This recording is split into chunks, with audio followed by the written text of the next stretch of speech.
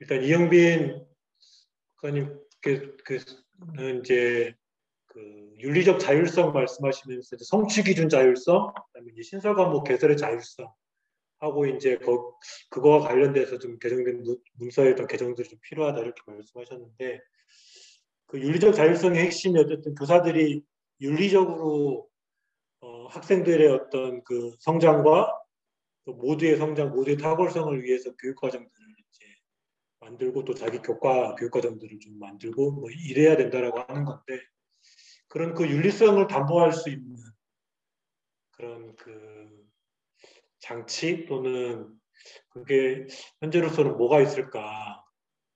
계속 이제 이게 자율성을 주다 보면 항상 문제가 되는 게 그런 지역 간의 격차, 또 학교 간의 격차 이런 게 늘 문제로 좀 지적이 되잖아요. 그렇다면 그런 윤리적 자율성을 했을 때 그 윤리성을 담보할 수 있는 좀 뭐가 있을지 그 토론자들의 토론에 대해서 말씀 주시면서 추가적으로 좀 같이 곁들여서 말씀 주시면 좋을 것 같고요. 그다음에 이제 김성수 선생님께는 이 질문 좀 안 할 수가 없는데 그 기초 학력 이제 보장 정책의 문제점을 쭉 좀 지적을 좀 해주셨잖아요. 충분히 이제 굉장히 특히 이제 중등 과정에서는 굉장히 공감되는 이야기인 것 같아요.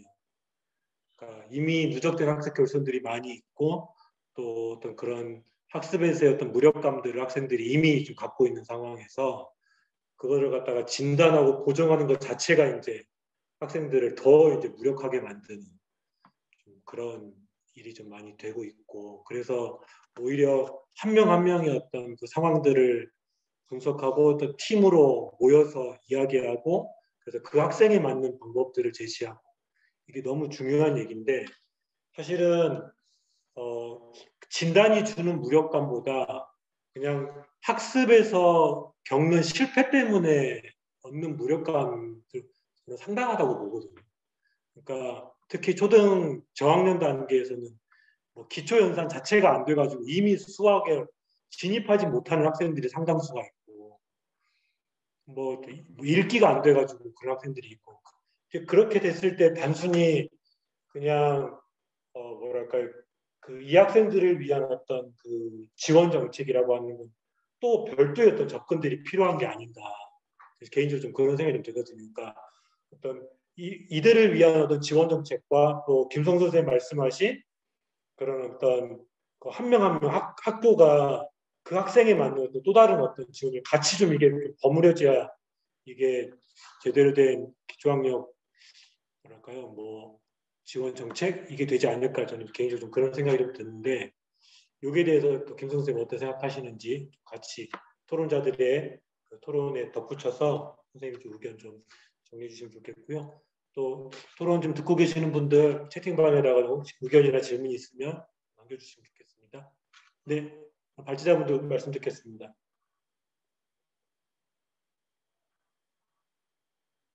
네, 발표하겠습니다. 네, 화면 공유 제가 답을 다 써놨습니다. 아, 그러셨군요. 네. 김진우 선생님께서 먼저 채팅창에 질문을 하셨더라고요. 이거 먼저 말씀드려도 되죠? 네네네. 같은 김진우 질문인 선생님, 것 같아요. 제 질문이랑. 네. 진보교육연구소 등은 보편교육을 강화하기 위해서 진로별 다양한 과목을 개설하는 것을 반대한다고 합니다. 학교 현장에서도 다과목 지도에 어려움을 호소하고 있습니다. 어떻게 하면 선생님들이 능동적으로 참여하게 될지 고견을 부탁드립니다라고 남겨주셨는데 제가 별 고견은 없습니다. 네, 진보교육연구소라고 특정 단체를 꼭 집어 말씀해 주셔서 좀 민망한데 제가 예전에 진보교육연구소 회원이었어요. 네, 그러다가 회심을 하고 좋은 교사 운동에 가입을 했습니다. 네, 그 이유도 오늘 좀 드러날 것 같습니다. 네, 선택 과목을 반대하고 공통 과목을 강조하죠. 그것이 과연 현재 공통 과목은 구형도 사고인데 그것이 보편 교육을 구현하는 것일까요? 저는 보편 교육을 강화하기 위해서는 오히려 새로운 과목 개설이 더 필요하다라고 생각됩니다. 아까 말씀드렸던 발매고등학교에서의 특화과목이 소설래, 문화로 보는 한국사, 호모 스토리텔리프스 그것이 오히려 더 보편적인 인문 교육에 맞지 않을까 싶고요. 다만 많은 학교에서 주지교과 심화 과목을 많이 개설할 우려가 있는데 그런 방향으로는 곤란하겠죠. 그리고 다양한 과목 개설하는 건 부담이 됩니다. 근데 저는 다양한 과목을 개설하는 것을 업무 부담으로 받아들여서 곤란하다. 오히려 교사의 전문가로서의 자긍심 회복 차원에서 이해해야 된다고 생각이 듭니다. 교사 본인이 개설하고 싶은 과목이 있죠. 학생들에게 진정 의미 있다고 생각하는 과목을 개설하고 이를 선택한 학생들과 함께 환상의 호흡을 맞추면서 학생 참여형 수업, 절대평가 이런 과목들은 절대평가가 적용되죠. 그리고 이런 신설 과목은 현실적으로 교사 혼자서 운영하게 될 거예요. 교사별 평가가 될 수밖에 없습니다. 이것이 오히려 진정한 의미의 교사 주도성을 발휘하는 교육과정이지 않을까. 이런 차원에서 오히려 교사들에게 날개를 달아주는 그런 적극적으로 이해할 필요가 있을 것 같습니다. 그러기 위해서 교육부가 고교 학점제한 방론을 좀 바꿔야 된다고 생각이 드는데요. 현재 교육부는 고교 학점제 핵심을 학생 과목 선택권 강화, 이수 미이수제로 제시하고 있죠. 근데 저는 이것은 적절하지 않은 메시지고 이 메시지만 보면 교사들은 질릴 수밖에 없다고 생각이 듭니다. 저는 고교 학점제의 핵심 메시지를 고등학생을 대학생처럼, 고교 교사를 대학 교수처럼 학생 주도성과 교사 주도성을 회복하는 것으로 메시지를 잡아야 된다고 보고요. 무조건 다양한 과목을 개설하는 것만은 능사가 아닙니다. 잘못하면 먹을 것이 없는 뷔페가 될 수가 있죠. 한두 과목이라도 의미 있는 새로운 과목을 개설하는 것, 그 속에서 교사의 자긍심을 회복하고 소극적 차원의 교육과정 재구성을 넘어서 교사가 교육과정 개발의 주체로 서는 것으로 이해돼야 할 것이라고 생각이 듭니다. 이런 신설 과목 개설은 어렵고 두렵죠. 저는 일단 해봐야 한다고 봅니다. 해봐야 자기 효능감을 느낄 수 있다고 생각이 듭니다. 네, 그리고 남현욱 선생님 발제가 너무나도 소중한데요. 현행 2015 개정 교육과정에서는 다문화 학생 가정을 위한 한국어 교육과정을 주당씩 10시간 내외에서 운영할 수 있다 이렇게 되어 있어요. 참 어불성설입니다. 그래서 남현욱 선생님 토론처럼 향후에는 이 한국어 과목을 중학교, 고등학교에서 정규 과목으로 개설하고 일종의 교양 영역의 선택 과목이 될 수가 있겠죠. 이와 관련된 아예 검정 교과서 혹은 인정 교과서, 서박한 자료를 넘어서 그걸 개발하는 것이 필요하다고 생각이 듭니다. 그리고 손정욱 선생님의 토론과 관련돼서 제가 뭐 특성화고에 대한 이해는 부족합니다만 특성화고 고등학교의 문제점은 두 가지가 있다고 봅니다. 특성화고 고등학생들도 국영수를 일반고 학생들과 똑같은 과목을 들어요. 심지어 특목고에서 듣는 과목과 똑같습니다. 그래서 엄청 소외되죠. 또 이제 전문 교과서의 NCS 교육과정이죠. 저는 그래서 특성화고에서의 국영수 문제를 접근해야 된다고 보고요. 김성 선생의 발제처럼 이제 상업수학 이런 어떤 특성화고의 고통교과의 대안적인 과목들이 필요하다라고 생각이 들고, 저는 과정 중심형 그 자격증, 그 시험 자체가 문제가 아니라 좀 기본적으로 NCS 교육과정 자체를 폐지해야 된다고 봐요. NCS 교육과정은 산업계의 요구를 있는 그대로 투영한 거죠. 고등학교 교육과정에 적합하지 않습니다. 특히 특성화 고등학교의 모든 학생이 자기 전공 분야에 취업을 하는 것도 아니죠. 취업을 하지 못한 학생들은 또 소외가 됩니다. 그렇기 때문에 NCS 교육과정의 협성을 넘어서 직업 토양 일반에 대한 어떤 그런 교육이 더욱더 강화되어야 되는 거고요. 그리고 더욱이 새로운 산업이 계속 발전하죠.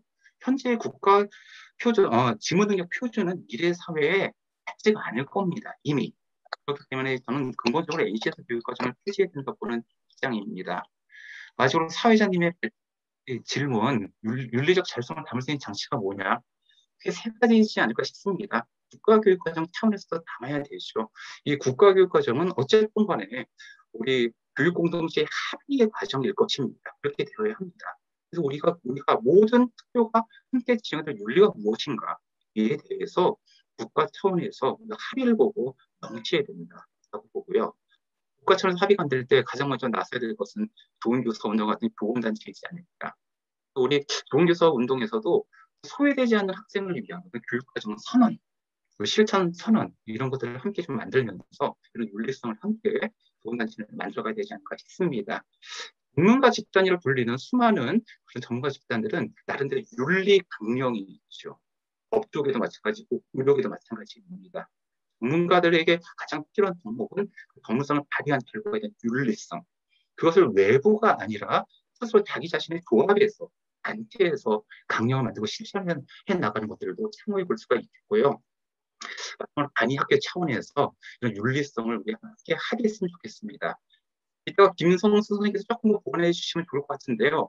덕양중학교에서 예컨대 우리가 지향하는 평가, 우리가 지향하는 평가와 같은 윤리적인 평가 문화에 대한 강령을 만들고 함께 실천하고 있는 부분들이 있거든요. 그런 것들을 좀 함께 만들고 실천하는 그런 차원의 노력이 필요하지 않을까. 네, 이렇게 생각이 듭니다. 네, 이상입니다. 네, 감사합니다. 김성수 선생님 혹시 답변 주시겠어요? 네, 저는 뭐 이렇게 정리 못했고요. 이야기로 할게요.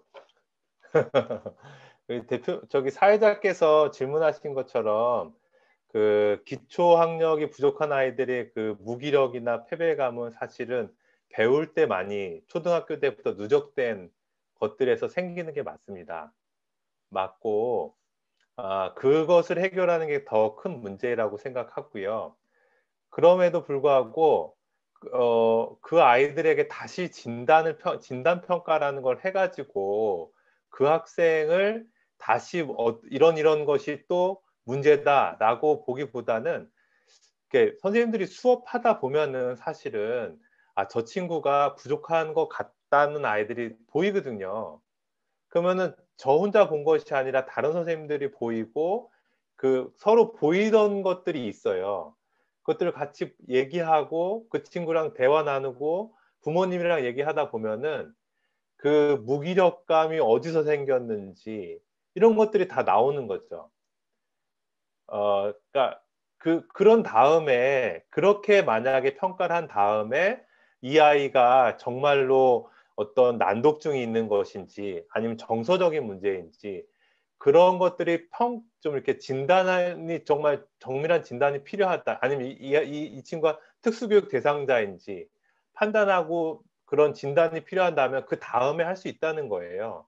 그 다음에 아이와 부모와 동의를 얻고 그냥 표준적으로 그렇게 하는 것이 아니라 그런 것들이 사실 그 아이에게 맞는 배움을 찾아주기 위한 것이지 어떤 클리닉을 쓰는 것이 좋을까라는 것을 어떤 처방을 하는 게 좋을까라는 것들을 하기 위해서 하는 그런 진단을 하면 안 된다는 거예요. 그래서 그 덕양중학교에서도 저 김선자 선생님 저기 별별 학습 코칭 하시는 선생님 오셔가지고 학습 코칭 했었어요. 근데 이 친구들 정말 학습 코칭을 하면 되겠구나 하는 아이들을 모아서 했거든요. 근데 너무 효과가 좋았던 거예요. 이렇게 아까처럼 모여서 진단을 한 다음에, 그러니까 그렇게 진단이라기보기는 저는 공유 뭐 이런 거라고 저는 생각을 해요. 그 다음에 시험이 필요하면 그런 것들을 볼 수 있다고 저는 생각이 들고, 그리고 저는 그 토론자분들 의견을 들으면서 되게 이제 저도 많이 배웠고 정말 많이 몰랐다 이런 생각이 드는데 그 교육과정 사회학이라는 분야가 있는데 그 교육과정 사회학에서는 이 교육과정이라는 것 자체가 그러니까 모두에게 공평한 게 아니라 누구에게는 유리하지만 누구에게는 뭐하다? 불리하다는 거예요. 근데 우리나라 교육과정은 유독 공부 잘하는 애들에게는 유리하고 공부 못하는 친구들, 소외되는 친구들 사실 지금 저도 특성화 고등학교 아이들이 20%라는 걸 보고 깜짝 놀랐는데 이 친구들에게는 너무나도 불리하고 그 다음에 다문화 아이들에게 너무너무 불리한 거 자기가 사용한 언어로 학문을 할 수 없는 그렇게 되어 있는 거잖아요. 근데 우리 생각해 보면은 그 8개 영재학교 다니는 친구들은 그들만을 위한 법도 있어요. 많은 예산도 투자하고 우리가 교사들이 뭐 입시 때문에 바꿀 수가 없다라고 얘기하지만 그 입시 때문이 사실은 누구를 위한 것인가 우리가 고민해 봐야 되는 거예요. 사실은 그 입시 때문에 우리가 못합니다라고 얘기했을 때 그 입시는 사실은 뭐 대학에 잘 갈 수 있는 친구들 위한 것인 거잖아요. 학교도 어쩔 수 없이 그 방향으로 가는 거고 거기에 우리가 힘을 실어줄 수밖에 없다라고 인정하는 것인데 우리는 그러니까 다시 이제 고민해서 우리에게 영재 교육 받은 아이들보다 다문화 받는 아이들이 더 중요하다. 이런 이야기를 이제 해야 된다는 거예요. 그러니까 수학이 필요한 아이들은 1등급 아이들이 아니라 수학을 포기한 친구들에게 정말 수학이 필요하다. 이런 얘기를 해야 된다는 거죠. 그래서 만약에 교사들에게 자율권을 주고 그다음에 교사들 너네들 한번 얘기해봐. 만약에 국가교육과정 만들 때 너네들 얘기해봐. 그렇게 얘기했을 때 아이들이 모국어로 그 학문을 배울 수 있도록 해주십시오. 이런 것들을 우리가 제안해야 되는 거예요. 그냥 자율권을 달라, 자율권을 달라. 거기에서 머무르면은 교육과정이나 차기 교육과정에서도 이 친구들은 다시 자기들이 모국어로 학문을 배울 수 없게 된다는 거죠. 그래서 저는 우리의 이 논의가 굉장히 중요하다 그런 생각이 듭니다. 네, 감사합니다. 지금 토론 듣고 계시는 분들 중에 몇 분 좀 초대해서 말씀 좀 듣고 싶은데요. 이건 질문은 아닌 것 같고 의견인 것 같은데 김혜진 선생님 혹시 잠시 출연하셔서 그 채팅방에 올려주신 글 중심으로 해서 좀 의견 주실 수 있을까요? 음소거 해제하시고 비디오도 켜주시고. 김혜진 선생님 안 계실까요? 나가신 모양이네요. 처음에 의견 주셨었는데. 네, 아쉽네요. 그 다음에 김수희 선생님 지금 말씀하실 형편은 안 되시는 거죠? 듣기만 하실 수 있다고 그랬는데 제가 대신 그 의견 말씀드리면 그 채팅방에 올려주신 건데 이건 발제자분들이든 아니면 토론자분이든 뭐 누구라도 요거에 관련해서 좀 생각을 좀 주시면 좋을 것 같습니다. 그러니까 제 소견으로는 국가교육과정은 중앙 집권형으로 범위 단위가 크다 보니까 소외 또는 사각지대가 발생하는 건 필연적이다. 바꿔 말하면 소외되는 학생이 없는 국가교육과정은 불가능한 거 아닌가. 소외된 학생이 없는 교육과정은 남궁옥 토론자님이 말씀하셨듯이 교사 주도에서 학생 주도로 넘어가는 교육과정 패러다임의 변화가 있어야 하고 이를 위해 국가에서 시도별 교육과정 넘어가야 한다고 생각합니다.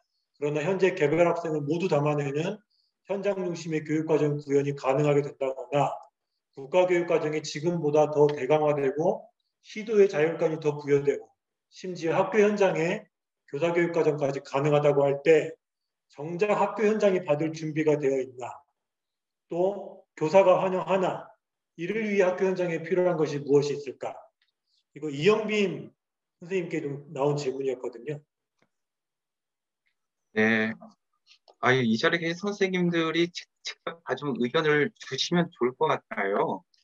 지금 2022 개정교육과정 논의하면서 여러 가지 논쟁 지점이 있는데 시도교육감 협의회에서는 예컨대 과목 편제권 그리고 성취 기준 개발권 중에서 한 30%를 지역으로 이양해달라고 이야기를 하고 있습니다.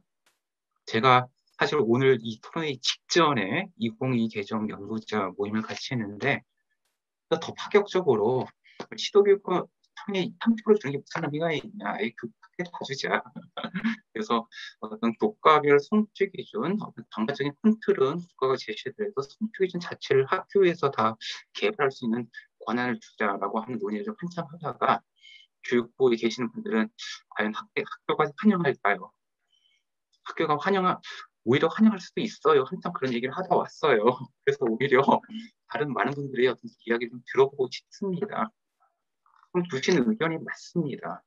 국가라고 하는 큰 틀에서는 사각지대가 반드시 생길 수밖에 없고 모든 학교의 사정을 알 수가 없죠.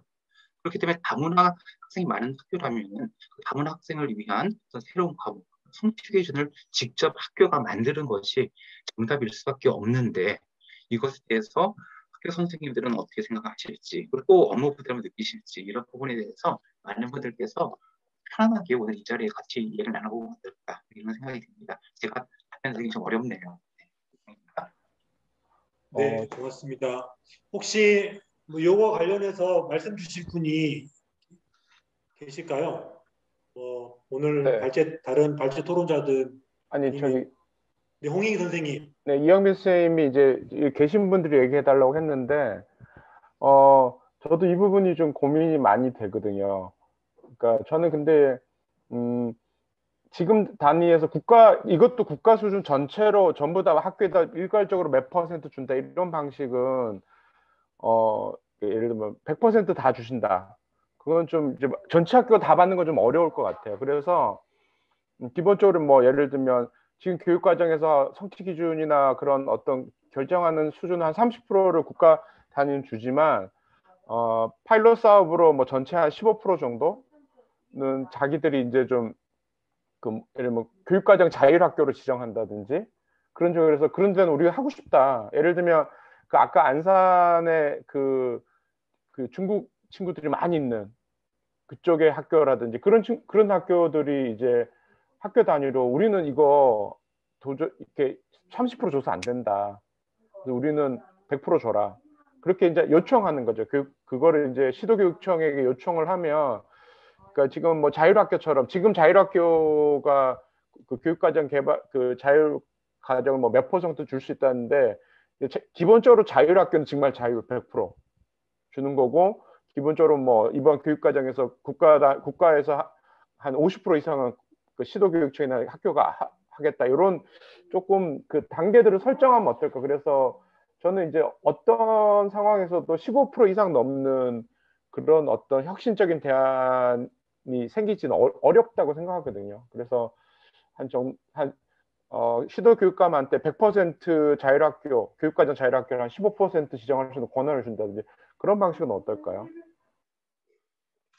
네, 말씀 감사합니다. 네, 또 혹시 뭐 홍익 선생님 의견에 대해서 좀 또 달리 좀 말씀해 주실 분이 계시거나 또 보완해 주실 분이 있으시면 말씀 주셔도 좋을 것 같고요.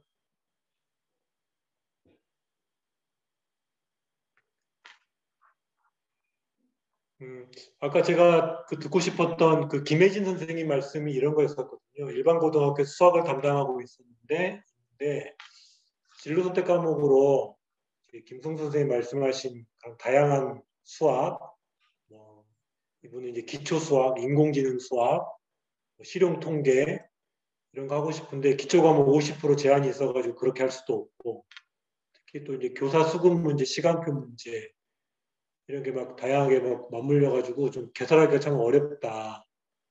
그리고 뭐 교사별 교육과정, 교사별 평가는 언제 될지 참 꿈 같은 얘기다. 이런 의견도 좀 있습니다. 이런 의견에 대해서는 좀 또 뭐라 말씀해 주실 수 있을까요?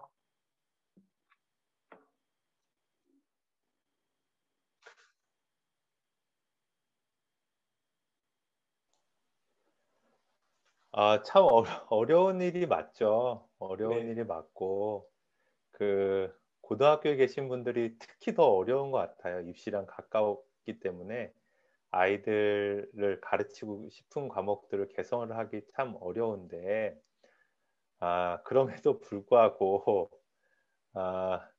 아까도 말씀드렸지만, 교육과정이 가능하게 만들어 놨고, 그 다음에 그렇게 하는 사례들도 좀 있고, 그다음 고교학점제라는 것들이 그런 것들을 더욱더 권장하고 있는 상황에서 이것이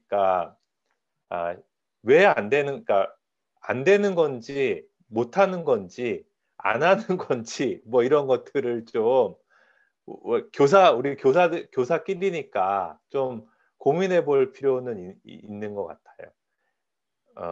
이런 것들이 할 수 있음에도 불구하고 학교 문화 때문인 것인지 뭐 이런 것들을 좀 고민해야 되고, 정말 어렵지만 우리가 입시 때문에 안 된다고 하는데, 입시가 정말 입시 때문에 안 되는 것인지 입시 때문에 안 되고 싶은 것인지 이런 건 우리가 우리끼리니까 좀 더 고민해야 된다는 생각이 듭니다. 네, 네, 말씀드리기가 좀 어렵고요. 저는 여하튼 국가교육과정 안에서 소외되는 학생이 없을 수 없다라는 거 인정이 되지만, 꼭 소외가 공부 못하는 아이들과 이런 아이들이 소외돼야 되는가? 영재 학교 가고 뭐 특목고 가는 친구들이 교육과정에서 소외되면 어떨까? 뭐 이런 발상은 어디선가 해야 되지 않을까? 그런 생각이 듭니다. 제가 수포자 아이들 인터뷰하면 그 수포자 아이들이 그런 얘기해요. 우리나라는 뭐 인재밖에 뭐 자원은 없고 사람이 인재라서 뭐 제가 어쩔 수 없죠. 뭐 이런 이야기를 모든 아이들이 다 해요. 국가 걱정을 해요, 아이들이. 그래서 야, 네 걱정만 해도 될 것 같은데. 그러니까 우리 교사들도 너무 그런 걱정을 하며 사는 거 아닌가는 너무 이상적인 이야기인가요? 뭐 여기까지 말씀드리겠습니다. 네. 네, 감사합니다. 또 김수희 선생님 의견 주셨네요. 그러니까 교육과정을 시도에 30%를 주더라도 여전히 국가에서 제시하는 교과별 성취 기준을 대폭 줄이지 않으면 의미가 있습니다. 그런 의견도 있더라고요. 그러니까 어차피 성취 기준이라는 것 자체가 학교마다 또 학생들마다 다를 수밖에 없는 거긴데 그래서 성취 기준 자체가 어찌 보면 의미가 있는 거냐 이런 의견들을 말씀하시면서 그러니까 오히려 성취 기준을 없애고 교과별 목표, 단원별 목표 이렇게 교사들이 그런 것들을 좀 이렇게 세팅할 수 있도록 좀 체제 자체를 좀 바꿔야 되는 게 아닌가 뭐 이런 의견도 좀 있더라고요. 네. 네, 남궁 선생님. 제가 연구진에서 그 주장을 엄청 열심히 하고 있습니다. 아, 그러시군요. 네, 그래서 성취 기준 자체를 없애자. 네, 학교에서 평가할 때 필요한 그 루브릭 정도만 학교에서 좀 개발하고, 네, 그리고 어떤 교과별 어떤 목표라든가 이런 것들을 국가에서 풍부하게, 대신 풍부하게, 오히려 그 목표와 그 과목의 취지는 설명을 해줘야 되죠. 근데 그렇게 문장으로 명시된 성취 기준 자체는 국가에서 제시하지 말자라고 하는 목소리도 지금 연구 개발진에서 많이 나오고 있는 상황이고, 아까도 말씀드렸듯이 나머지를 학교에서 결정해야 되는데 그래서 오히려 그것을 반기지 않을까 봐 이제 걱정하는 목소리도 있는 거죠. 거기에 대해서 이제 홍익희 선생님은 교육과정 자율학부부터 그런 것들을 확대해 나가자라고 하는 결정적인 의견을 주셨던 거로 이해하시면 될 것 같습니다. 네.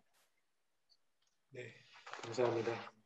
저도 한 말씀 네, 남궁 할까요? 선생님. 예, 예. 일단 성취 기준 자체를 이제 해체하면 이제 학교 현장에 이제 선생님들 대혼란이 있을 것 같기는 한데 일단 성취 기준을 참고해야 되지만 그 성취 기준이 도저히 먹히지 않는 그 학교나 학생들도 분명히 있거든요. 그러니까 제가 예전에 이제 특성화 고등학교에서 근무한 경험이 있긴 한데 이게 그러니까 종합고등학교였는데 이제 특성화 아이들도 있고 인문계 아이들도 있는데 전체적으로 이제 학습 수준이 되게 낮은 아이들인데 이제 특성화 그 계열의 특성화 계열에 있는 학생들을 가르칠 때 교육과정 안에서 어떤 그 과목 개설은 이제 영어 과목이 개설되는데 이 교과서가 이 아이들이 교과서가 제한이 돼 있는 거죠.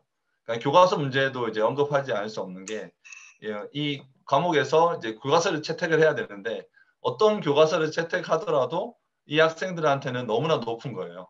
그래서 8단원이 있으면 최대한 한 학기에 2단원밖에 할 수 없는, 그러니까 이거를 다루기 위해서는 그 본문을 다루기 위해서는 이렇게 2단원밖에 다룰 수밖에 없는 그런 상황이고 이거는 어떻게 보면 성취 기준의 어떤 성취 기준을 학교 현장에서 선생님들이 이렇게 자율적으로 구성할 수 있고 때로는 기존에 있던 성취 기준을 과 다른 성취 기준을 만들 수 있는 자율권이 없기 때문에 이런 현상이 벌어지지 않나. 그러니까 교과서도 사실은 성취 기준을 바탕으로 이제 제작이 되잖아요. 그러니까 그 교과서가 제작되는 것 자체도 이제 검인정 교과서도 되게 검정 교과서도 되게 그 엄격한 그런 그 어떤 성취 기준의 어떤 그 틀 안에서 이제 그게 검정이 되잖아요. 그러니까 그런 시스템 자체가 사실은 이 교과서가 학교 현장에서 또는 우리가 말하는 어떤 소외되는 아이들이 배우기에는 너무 벽이 높다는 거죠. 그러니까 그런 것들에 대한 자율성이 없는데 사실은 이제 학교에서는 그러다 보니까 되게 수박 겉핥기로 이제 수업이 돼버리는 교육과정이 파행이 이루어지는 그런 경우도 되게 많거든요. 차라리 그럴 바에는 그 교과서를 정말 도저히 이렇게 가르칠 수 없는 그 교과서를 내려놓고 그 교재 자체를 아이들한테 맞는 또는 이런 것 어떤 아이들의 흥미를 끌 수 있는 그런 교재들을 선생님들이 이렇게 채택하고 이제 때로는 아예 그냥 구성할 수 있는 그런 할 수 있다라는 거를 아예 그냥 국가 교육과정에서 조금 허용해 주는 것들을 이렇게 명문화해 버리면 그런 학교에서는 좀 그런 시도를 약간 음성적으로 하는 선생님들 음성적으로 하고 계세요 이미. 어떤 선생님들은 저도 그렇게 했었고. 근데 좀 더 이제 자신 있게 그리고 정말 더 확신 있게 할 수 있는 그런 이렇게 그 확산이 더 많이 되지 않을까 그런 생각도 해봤습니다. 네. 그 토론자 발제자분들 이제 마무리를 해야 돼서요. 그 인당 뭐 1분 이내로 마무리 발언할 수 있도록 좀 준비.